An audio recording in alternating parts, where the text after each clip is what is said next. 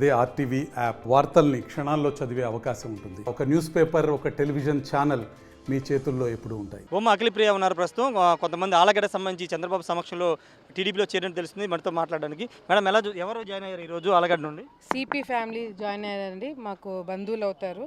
20 సంవత్సరాలు గ్యాప్ ఉన్నింది. ఆ 20 సంవత్సరాల గ్యాప్ ఈ రోజుతో కంప్లీట్ అయిపోయింది. సో కుటుంబం అంతా కూడా ఈరోజు చంద్రబాబు నాయుడు సమక్షంలో పార్టీ చేయడం జరిగింది. ఎలా ఉండబోతుంది మేడం ఆలగడ్డకు సంబంధించి పాలిటిక్స్ ఎలా ఉన్నాయి? ఆలగడ్డ నుంచి అమరావతి వరకు అన్ని చోట్ల కూడా తెలుగుదేశం పార్టీ జెండా ఎగరేయడానికి తెలుగుదేశం పార్టీ నాయకులు కాదు ప్రజలందరూ కూడా వేచి చూస్తున్నారు. తప్పకుండా ఈసారి ముఖ్యమంత్రిగా చంద్రబాబు నాయుడు గారిని ఆ కుర్చీలో కూర్చోబెట్టాల్సిన అవసరము బాధ్యత మనందరికి కూడా ఉందని చెప్పి ఒక భావన ఈరోజు అందరిలో కలిగింది. ఇక్కడ వైసీపీ ఎమ్మెల్యే కొంత మీ మీద విమర్శలు చేస్తూ ఉన్నారు. విమర్శలు ఏముందండి, విమర్శలు ఎవరైనా చేస్తారు, దాన్ని నిరూపించాలి కదా.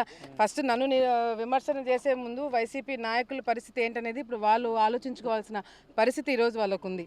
సో మా మీద పెట్టే దృష్టి వాళ్ళ మీద వాళ్ళు పెట్టుకుంటే బాగుంటుందని చెప్పి కూడా వాళ్ళకి సలహా చెప్తున్నాము.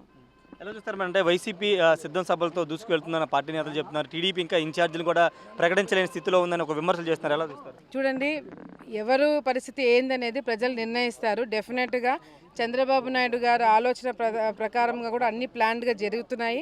అందరూ ఏ కాన్స్టిట్యున్సీలో ఎవరైతే హార్డ్ వర్క్ చేస్తారో, ఎవరికైతే ఆడ బలం ఉందో ఆడ వాళ్ళు నిల్చోవడం జరుగుతుంది. ఎవరికి టికెట్ లేదు, ఎమ్మెల్యేలని ఎవరు ట్రాన్స్ఫర్లు చేస్తున్నారు అనేది కూడా ప్రజలందరికీ కూడా తెలుసు. ఆలగడ్డ 2024లో ఖచ్చితంగా టీడీపీ జెండా ఎగరబోతుంది. తప్పకుండా టీడీపీ జెండా ఎగరేస్తాము. అక్కడ గ్రూప్ పాలిటిక్స్ అవన్నీ ఉంటాయన్నా, అవన్నీ ఉంటాయి, అన్ని చోట్ల ఉంటాయి. Okay okay thank you. మాత్రం ఖచ్చితంగా రాబోయే ఎన్నికలు ఆలగడ్డలో టీడీపీ జెండా ఎగురుతుందని చెప్తారు. కీలకమైనటువంటి నేత ఈరోజు అక్కడ టీడీపీ తీర్థం పుచ్చుకోవడంతో ఇంకా ఎలాంటి గ్రూప్ ఇష్యూస్ లేవని చెప్తున్నారు.